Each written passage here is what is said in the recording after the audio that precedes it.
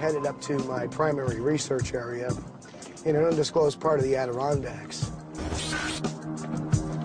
Steve Culls is a former New York private investigator who is now turning his sights on Sasquatch. This area has had 30 years worth of sighting reports. My lifetime mission is to get some kind of DNA evidence, along with some photographic evidence, audio evidence, to put together a big picture to prove it to science that, yes, the Sasquatch does exist.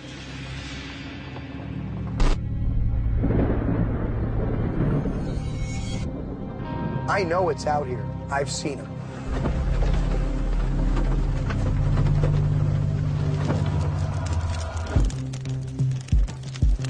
Culls says his encounter occurred during a camping trip in 2011 as he walked to his car to get batteries.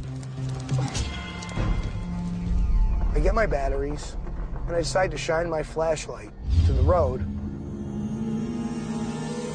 At about 300 feet, there's this telephone pole, and there was something standing there, 8 foot tall. And I could see its reddish, glowing eyes looking back at me. And they're blinking. After about 40 seconds, I moved my flashlight a little bit, twitched it, and it just turned around and walked back in the woods. All I could feel was utter shock. I actually stood and watched one, and it watched me, which was probably the most unnerving thing.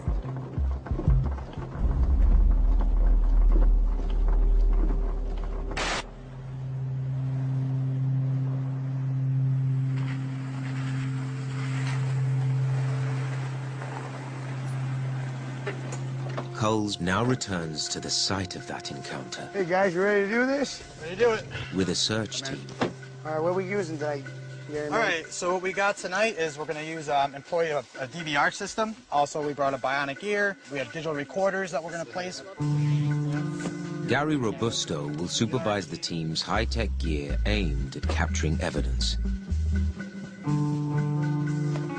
What's the plan of attack tonight? So I know where to set the equipment up, or I know where to have a camera. Let's deploy the trail cams to our west, deploy the DVR to the east. Right. With the sighting I had, given the history of this place, I think that'll be the best place for the DVR.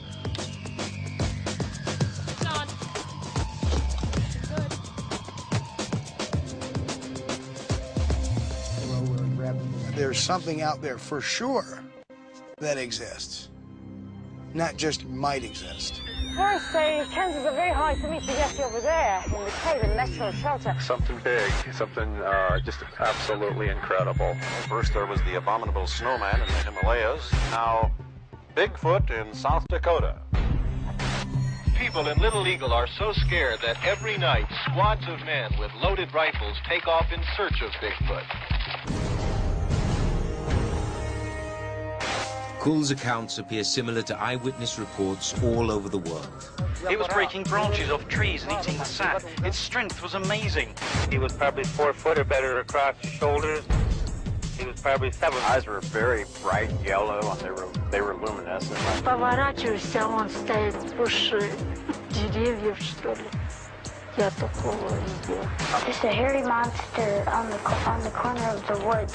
I'd never been so scared in my life. Stories of Sasquatch or Bigfoot, the Himalayan Yeti, the Chinese Yeren, and others have long been told on nearly every continent.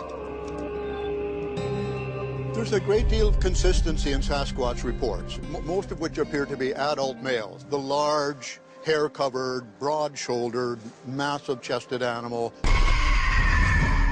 with a short, thick neck, often described as no neck, long arms reaching below the knee,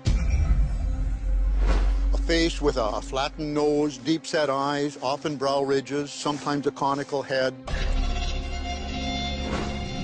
Pretty consistent. In North America and eastern reaches of Siberia and China, Southeast Asia, there are remarkable correlations and similarities between the descriptions of an upright, hair-covered creature.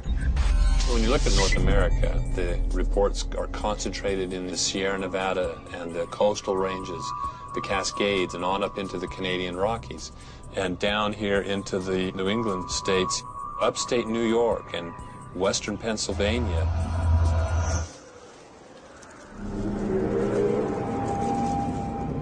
But most in the scientific community do not believe that this creature exists. To me, I see Bigfoot as a problem. There's thousands of people that claim to have seen it, and there's no physical evidence for it. So either the animal is elusive or it doesn't exist. We invent monsters in our image, and a monster version of us is probably going to be a big hairy animal. So right away, it's not a stretch for us to sort of reinvent him independently around the world. Well, I think it's pretty unlikely that an animal of that size could go undetected in North America for a long period of time.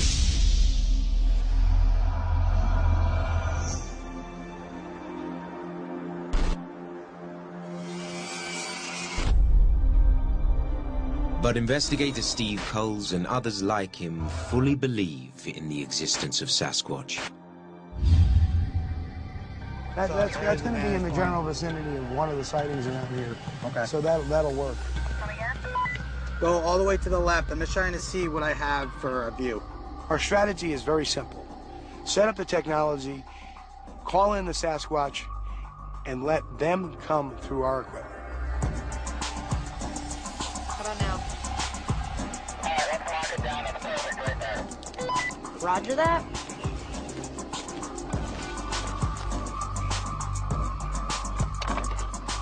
What we're doing here is we're going to put a motion-activated infrared camera, and once we turn it on, any motion will activate it.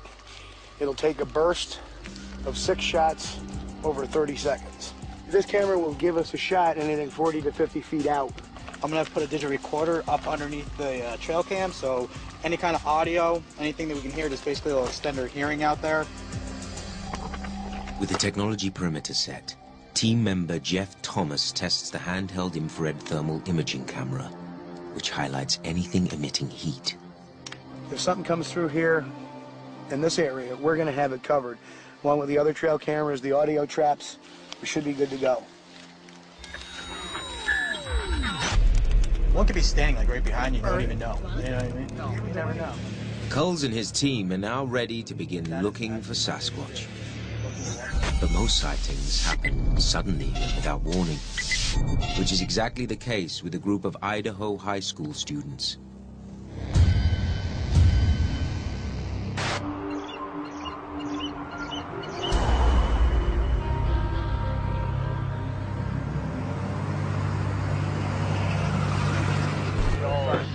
Look at each other. I noticed that it was walking fairly easily. At first we just saw the push through one. It looked like instead of a flesh. It was February. It was pretty cold. It was an overcast day. It had just gotten done snowing. A lot of the leaves on the trees were gone.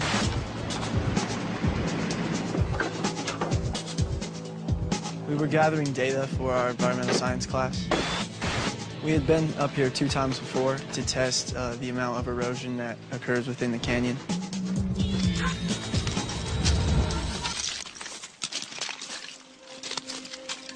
It's right here, right? Yeah. When we first saw it, it was probably over here more. Then we got it about when it walked through that clearing on the camera. It was close to the top of that ridge, just walking down, and it looked fairly big and dark, black. It really stood out in the snow. I wouldn't say you could make any hair out, though. I'd say more just a dark bulge. Yeah. You could really make it out in the snow, though, and I mean, it was moving pretty well through, well, it was a lot of snow, so. Like 10 seconds later, I decided to pull out the camera. At that time, it was coming into that clearing. I zoomed in on it, and then it walked behind there, I think, and then just down over the top of that ridge.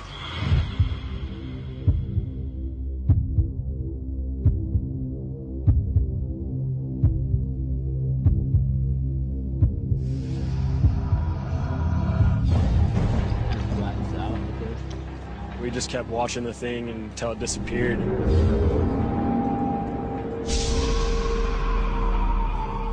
After that, one of us kind of joked, like, is that a Bigfoot? And then a couple of us kind of laughed, and then the more we kind of thought about it, you know, we don't really know what it was. It's obviously something that we don't know. It's obviously something mysterious, but I'm not going to come here and say it was a Sasquatch. I never really thought too much about Bigfoot before, but this definitely put it in my mind that there's definitely the possibility.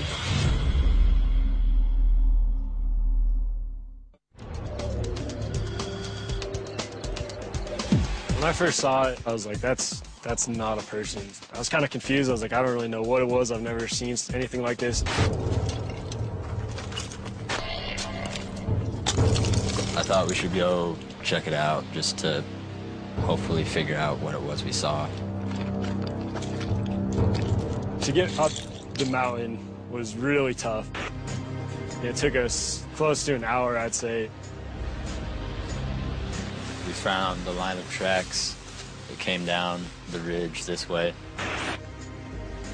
We saw a lot of snow punches showing that something had definitely walked there recently. There was one particular footprint that stuck out, and you could see some, it looked like toe marks defined in the footprint. I'm in outdoors a lot. I know what a moose track looks like. I know bear tracks. I can tell fresh tracks versus old tracks. I haven't really seen anything like that before. It was a little like, well, that's weird, you know? I don't really know what that is. Like, it was bigger than a human footprint, but it looked a lot like a human footprint. When I looked at the track and realized it wasn't anything I had seen before, I just thought, you know, this could very possibly be a Bigfoot.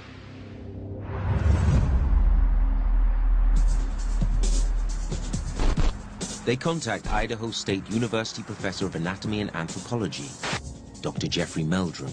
As a student of both human and comparative primate anatomy, I can offer some expertise in evaluating the likelihood of the image on a piece of film or video being simply a man in a fur suit, or something else, something yet to be accounted for. Since 1995, Meldrum has been analyzing data from incidents like the Pocatello sighting. I have to admit my first reaction was, here's some high schoolers that are bored, and here's a fun way to spend the weekend. But what at first glance might have been taken to be just a practical joke started to weave a very interesting story that indicated maybe they did see something that warranted further investigation. Meldrum, who has amassed more than 200 casts and photos of footprints from reported Sasquatch sightings, examines the photo evidence that the teens captured. This footprint differs from a human footprint most decidedly by the lack of an arch and in the lack of a well-differentiated ball of the foot. This footprint displays many of the characteristics that I would look for in a typical Sasquatch track. The broad heel, the relatively long heel to length ratio, the toes disposed across the foot in a more squared-off fashion, and less differentiation in the size of the big toe relative to the remaining toes. All those features would combine to suggest that this may very well be the real deal.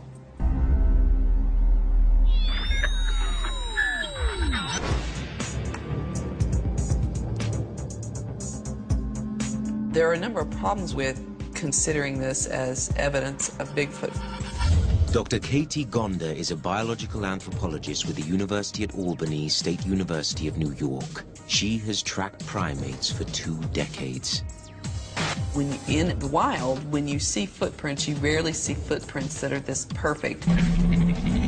Footprints or handprints or of variable depth, they're smeared. This looks like a stamp was made.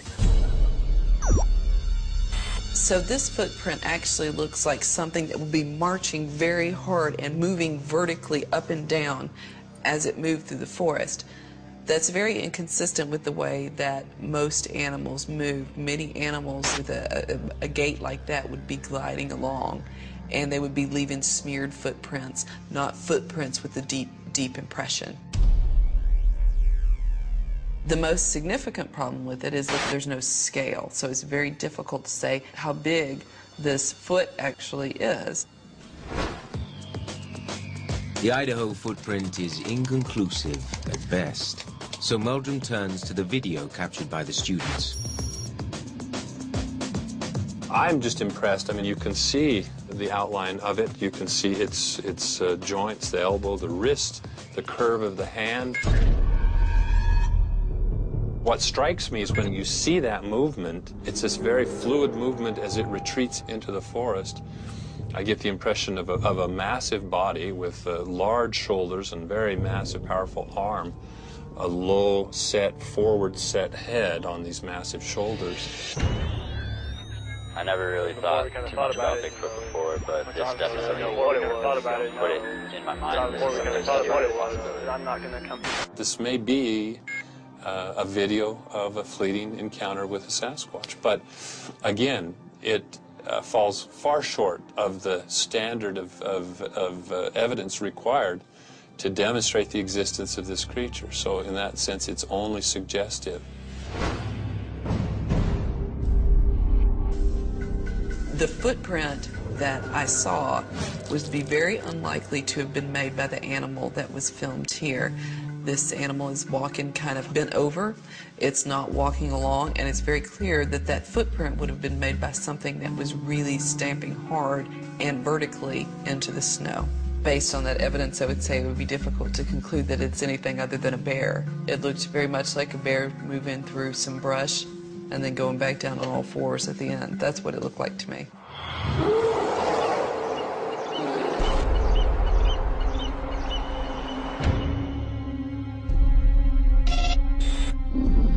The mountains of Idaho near Pocatello are home to the North American black bear. We have lots of known or probable misidentifications. People saw something. What was it? Least likely was that it was a Bigfoot. Much more likely that they saw, say, a bear. Dr. Joe Nickel is a former private detective turned author, skeptic, and full-time paranormal investigator. We know that if you have Bigfoot on the mind and you see something in the woods, you may be apt to see Bigfoot when it was actually a bear or anything. There's not really any evidence to suggest that it's anything other than a bear, and a bear and Bigfoot are presumably roughly equivalent in height. North American black bears standing on their hind legs can reach nearly 2 meters tall and can weigh to 270 kilograms. The presence of bears in the forests also creates a pitfall in that enthusiastic investigators often jump to premature conclusions. A flash of fur in the woods is perceived as Bigfoot, when in fact it could very likely be a bear. Recent research shows that Sasquatch and Bigfoot sightings almost always occur in or near bear habitats. What these studies conclude is that many of the Bigfoot sightings might actually be black bear sightings. I've seen a ton of bears out in the wild. I've seen them walk upright. I've seen them walk on all fours. I'm not sure what it was, but I know it was not a bear.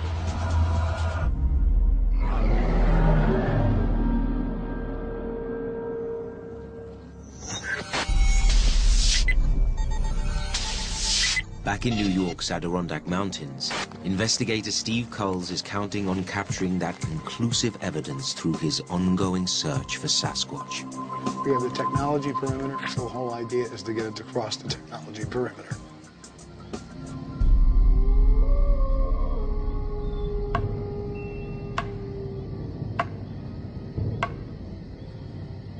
Knocking is what we believe is a tactile form of communication.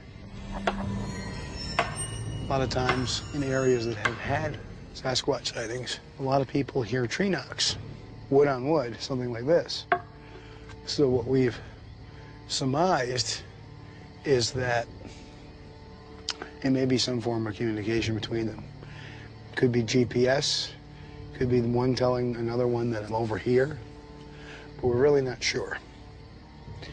But a lot of times, people have done tree knocking and have elicited a response from the middle of the forest, including here.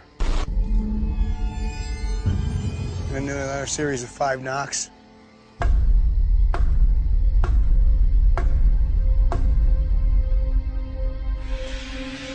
We're knocking and waiting, and perhaps it will encourage them to come in and take a look at us.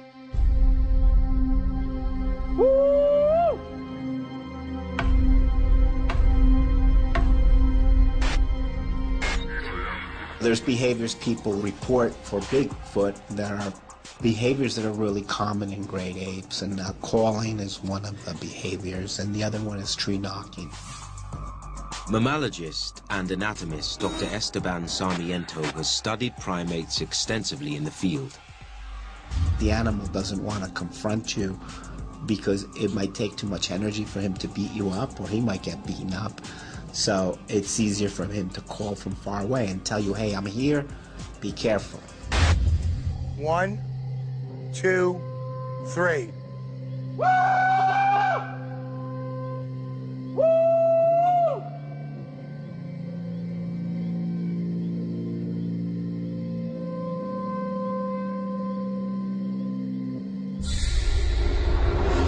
Did you hear that? That way. Yeah. This way. No, it's behind us. It came from behind us. So I don't know if it comes behind where the cars are. I swear it went that way myself. Hey, stay put. Stay put. Sounds like it's walking this way. We're hearing something with the parabolic mic. Something that sounded like footfalls. So we got Jeff out there with the thermal imager, scouting around. We're going to send Melissa, Amy, and Stacy up on patrol to the north to see if they're able to hear anything, pick anything up. The 3 women patrolled the exact stretch of road where Cull says he had his most recent Sasquatch encounter. We're using what's called a parabolic dish. It enhances anything that's going to be making any kind of a noise or movement up to what, 500 yards? 500 yards.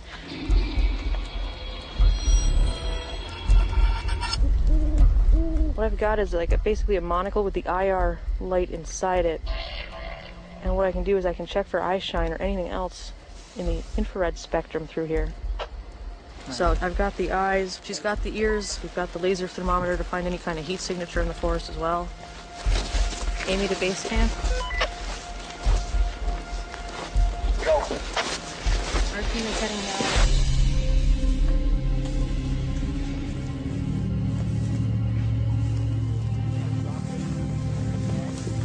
Another hour passes.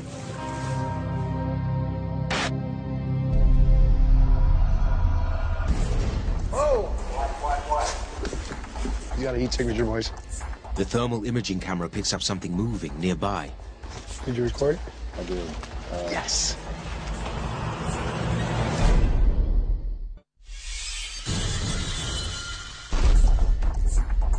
It was elevated, like it was either up a tree or behind the tree.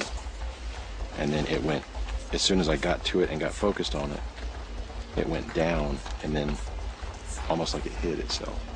Cull's team captures a heat signature on the thermal imaging camera, which highlights and records anything that emits heat. What is it? I'm not sure. It was very small, and whatever it is, it wasn't anything standing upright or anything, you know, definitively with arms and feet. So, yeah, that was a varmint, apparently.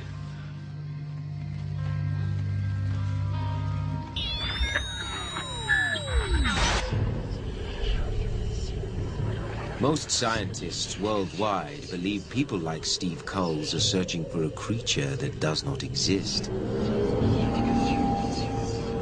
We know that some of the cases are hoaxes. They've been admitted to, they've been proven. We have a number, for example, of people like Ray Wallace who made fake Bigfoot feet. He arrived at work early one morning and he brought a pair of these wooden feet. He walked around the construction site like this, in soft soil. And that is how the legend of Bigfoot began. Another famous hoax was a few years ago. There were those Georgia boys who put together some part of a Bigfoot costume and some rank meat and froze it in ice. This is a creature that wasn't normal. The men say they dragged the 7-foot body out of the woods and called noted Bigfoot hunter Tom Biscardi. I'll tell you this, what I seen, what I touched, was not a mask that was sewn on a bear hide. That's a whole pig, guys. Is it? Son of a gun. That's disgusting. So the question is, can we human beings, without fail, always tell a real Sasquatch, a real Bigfoot, from a guy in a suit?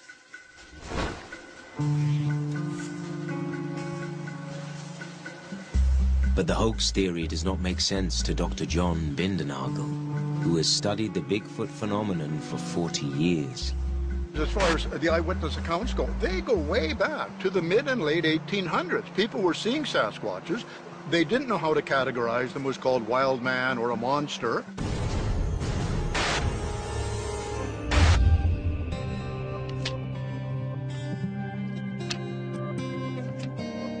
Bindernagel says the witness accounts from different parts of the world and from separate points in time lead him to believe these sightings are more than just a series of hoaxes. The eyewitness accounts are very interesting, partly because of the consistency, and partly because it's not like people come forward wanting to talk about this. In many cases, you have to drag it out of them.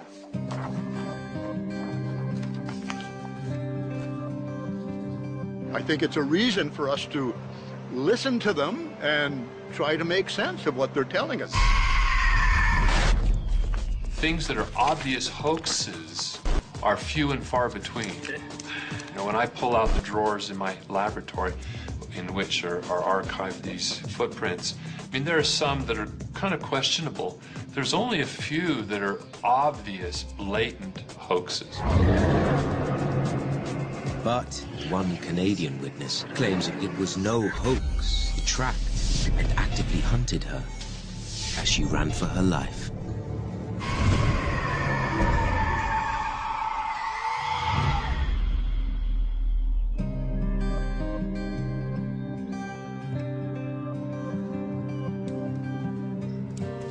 I've been living here in the Cowichan Valley since 2000, but I came to Vancouver Island in 1991.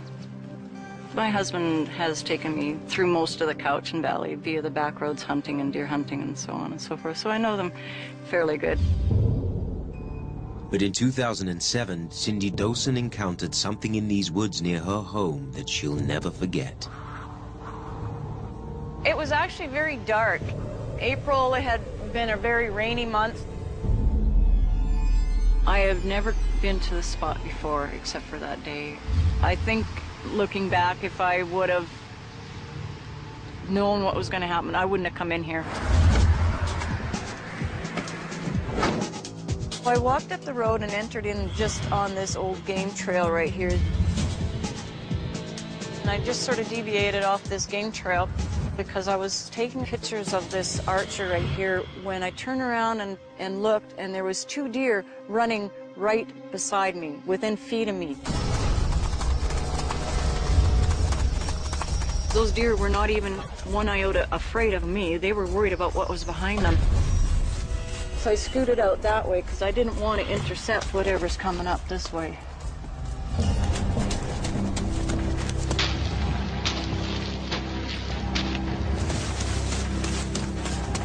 Some gravel had sprayed across the road and it caught my attention, and I looked up and all I could see was a very small half-known of a shadow that must have took off down the bank on that. And at that point, I took off running down the road.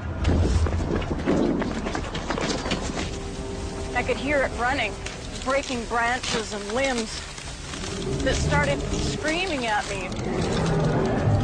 It was just something I could not understand at all. It really scared me. I ducked back in here, and I'm standing here like, oh my God, what am I gonna do? So I ran across the road and ran down the road to my cars as fast as I could.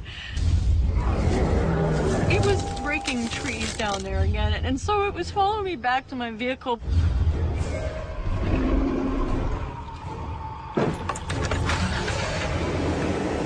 I drove home, and I got in the door, and I started crying. I did not anticipate Bigfoot, Sasquatch, or anything of that. I didn't believe in it. You know, you're so close to a road, and you're so close to civilization, yet something so profound and so weird would make you feel that uncomfortable. I could hear it breaking branches and limbs that started screaming at me, and I could hear it running. We have reports of intimidation behavior, various forms, chest beating, projectile throwing, snag crashing, pushing of dead trees or even live trees in the direction of someone. There's a lot of reports of this.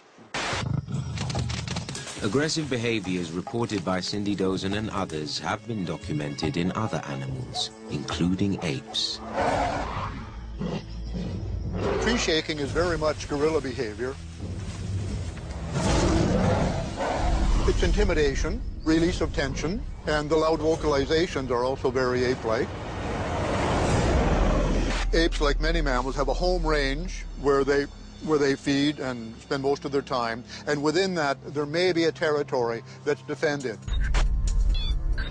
Based on witness descriptions, Bindernagel suggests the theory that Sasquatch could be a primate, closely related to great apes. I think the ape model is a very useful model because, the long arms and the short, thick neck is very ape-like. A lot of the behavior is very ape-like, stone throwing, the very loud vocalizations, the very strong smell that occurs sometimes. Witness reports commonly describe the behavior and appearance of Sasquatch as ape-like. The largest of the great apes can stand about 1.8 meters and weigh up to 220 kilograms. And while there's no evidence of great apes ever living in North America, some believe that the ape theory is not that far-fetched. We really have a pretty good picture of it. And so you have this hypothesis that this is an upright great ape living in the forest of North America. North America provides the food and resources and habitat for such a great ape. And there is a very solid geological record of large mammals crossing the Bering Strait from Asia into North America. Most dying out, but in the Sasquatch, possibly not. It's very unlikely that Bigfoot is another great ape that's just been forgotten about, missed by the scientists and ignored by history. We would have fossil record that would show a greater likelihood, and it would not depend entirely on the kind of very weak evidence that we have. I work with the Nigeria Cameroon chimpanzee, which lives in Central Africa. But despite 20 years of tracking them and working very consistently in the field, I've only seen them about 10 times. And those sightings are very fleeting. But they leave behind very definitive evidence, such as feeding traces. That's how we track them. They leave behind fecal material. They leave behind footprints that are very easy to see and to track. So I would find it very unlikely that you would not find good evidence of such a large mammal in North America. There's another theory that Meldrum raises to try to explain encounters like this one in Idaho. If such a creature does exist, it could be a species yet to be identified. Large mammals continue to be found. The list of new species of primates is surprisingly long. I mean, we're talking about dozens of species, and many of which have yet to be fully described and published in the scientific literature. So there still is plenty of room for discovery. In the 1990s, a new type of chimpanzee was discovered in the Congo called the billy ape. And early in the 20th century, a new subspecies of gorilla, the cross-river gorilla, was identified in Africa.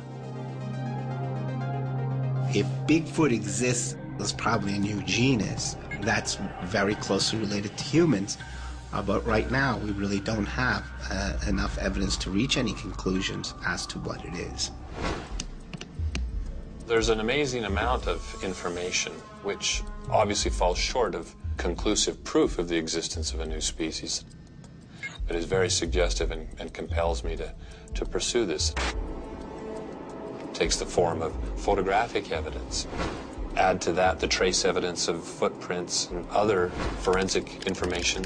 There's an impressive body of data that begs for further investigation and further analysis.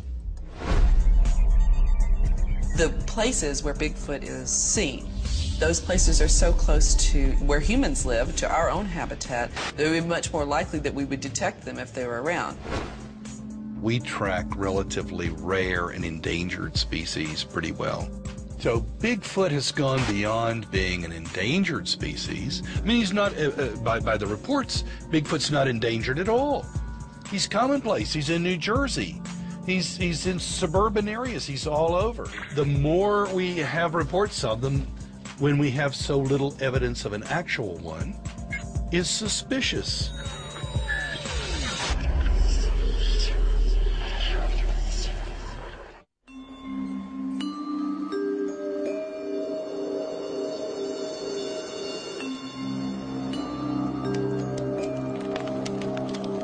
It's morning at investigator Steve Cole's base camp in the Adirondack Mountains. He and his team are anxious to find out if their high-tech gear captured any sight of Sasquatch.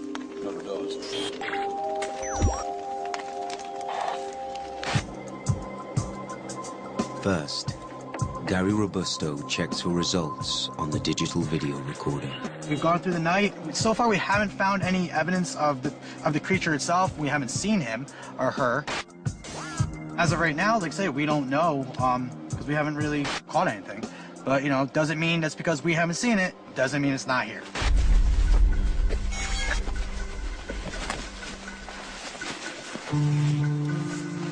Coles next turns to the motion-activated trail cameras around the camp in the hope that they capture definitive evidence.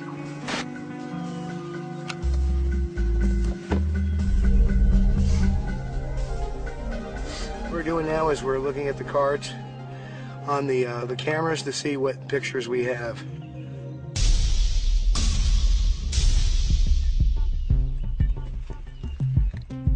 Well, what we have is this camera was activated by something hard to say. It looks like that might have been me putting it in. Yep. That's Gary. Yep.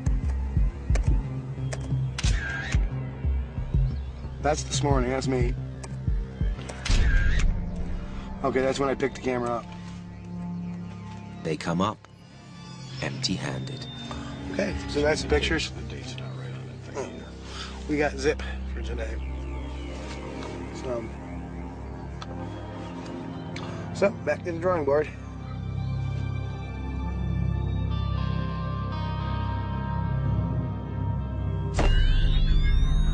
I know it's out here. I've seen it.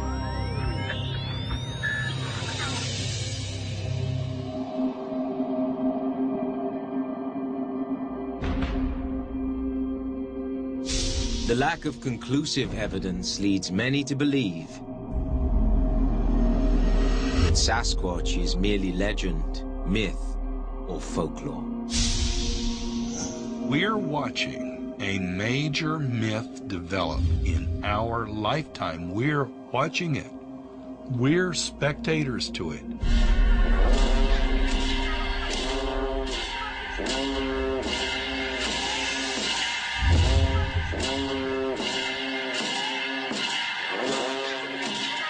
The Yeti The abominable snowman of the Himalayas caught the American imagination in the 1950s. The Eric Shipton photos of the big tracks. And pretty soon our Bigfoot began to take on Yeti-like features. And so these are well-known processes in cultural migrations and in folkloric processes. Many different cultures have similar types of animals in their own mythology. It could possibly be that it's something that's deep in the human psyche, that we need to think that there's something big and scary out there. Almost everybody has their version of the boogeyman. Some people who have interpreted the Sasquatch in myth as the bogeyman or the boogeyman invented by Aboriginal parents to keep their children close to home.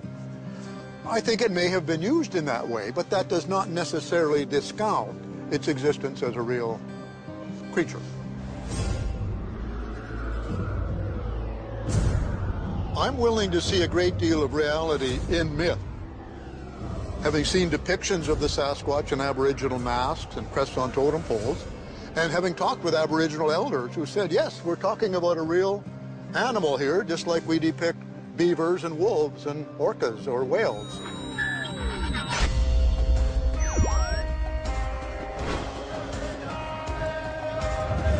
Mythology does make the world seem a little bit magic, a little bit unknown, a little bit mysterious. And in some respects, you could say that Bigfoot fills that void.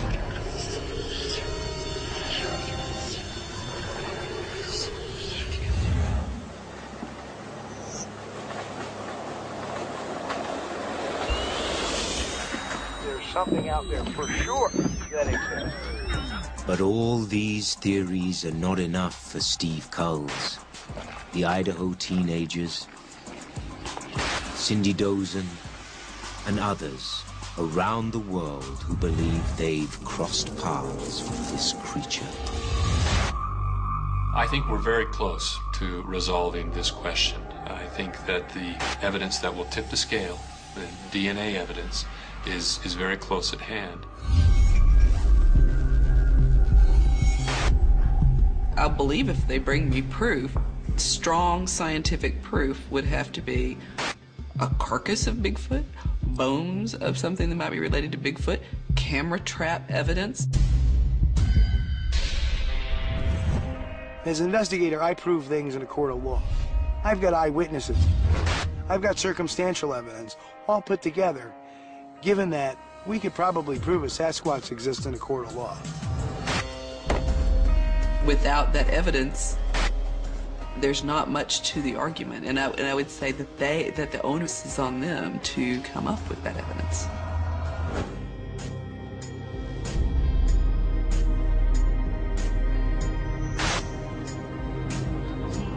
It seems that Bigfoot is part of the human condition, whether it's a real physical entity or not. Brand new Paranatural explores the question of life after life at the same time next week. Stay tuned for a Drugs Inc. premiere on the Alaska heroin rush.